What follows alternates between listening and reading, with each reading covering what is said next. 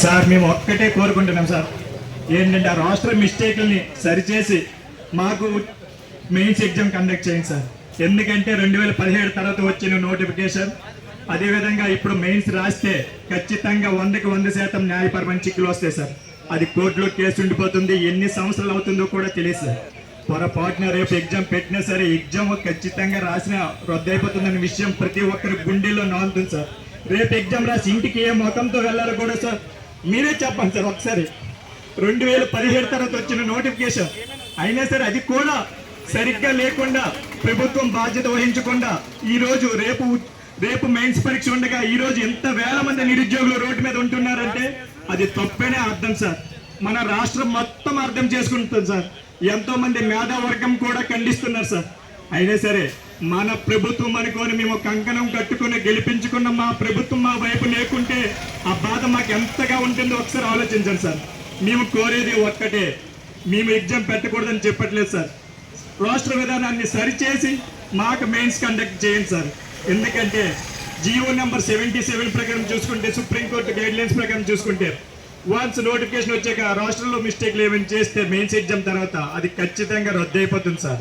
ఎందుకంటే గత ఇటీవలి కాలంలో చూసుకుంటే జార్ఖండ్ ప్రభుత్వంలో ఇదే జరిగింది సార్. మాకు న్యాయ వ్యవస్థ పైన మాకు అవగాహన లేకపోవచ్చు, కానీ మా సమస్యను మీ దృష్టికి వచ్చాక దీని వెనుకల ఉన్న తీర్పులన్నిటి గురించి మీరు తెలిసే ఉంటుంది సార్. ఒక్కసారి సార్ ఇన్ని వేల మంది రోడ్డు మీదకి వచ్చామంటే అందులో బలమైన తప్పు ఉందని మీరు ఒక్కసారి అర్థం చేసుకోండి సార్. రేపు ఇంకా అనకూడదు 24 గంటలకు, ఇంకా 16 గంటలు కూడా లేదు సార్. అయినా ఎవరి స్థలాలకు వారు వెళ్ళాలి అనకూడదు. శ్రీకాకుళంలో ఉన్న వ్యక్తి అనంతపురం వెళ్ళి రాయాలి, వైజాగ్లో ఉన్న వ్యక్తి చిత్తూరు వెళ్ళి రాయాలి. అయినా సరే ఇప్పటికీ కూడా ఎవ్వరూ కదలకుండా అంత బలంగా ఉన్నారంటే మేము ఎగ్జామ్ రాసినా సరే ఖచ్చితంగా రద్దు అయిపోతుందని ఒక బలమైన కారణం ప్రతి ఒక్కరు గుండెలో నానుతుంది సార్. అయినా మేము 20 రోజుల నుండి మాది ఒకటే ప్రశ్న సార్, నిజంగా రాష్ట్ర విధానంలో తప్పులు లేకుంటే ఎందుకు సార్ ఏపీఎస్సీ ముందు మాకు ప్రెస్ మీట్ పెట్టేసి ఎందులో భయం లేదు, మీకు మేము భరోసా ఉన్నాం మనకి ఎందుకు సార్ ప్రెస్ మీట్ పెట్టలేదు? ఎందుకు సార్ 175 మంది ఎమ్మెల్యేలలో ఒక్క ఎమ్మెల్యే అయినా సరే ఇందులో ఎటువంటి మిస్టేక్ లేదు, మీకు నేను భరోసా ఉన్నాను, ఎందుకు సార్ భరోసా ఇవ్వలేదు? ఆ ఎమ్మెల్సీలలో అయినా సరే ఎవ్వరు కూడా మాకు ఒక్క ప్రభుత్వ ప్రతినిధి కూడా ప్రెస్ మీట్ పెట్టేసి మాకు ఎందుకు సార్ భరోసా ఇవ్వలేదు? మీరు భరోసా ఇవ్వలేదంటే అందులో ఎన్ని తప్పులు ఉన్నాయో ఒక్కసారి ఆలోచించండి సార్.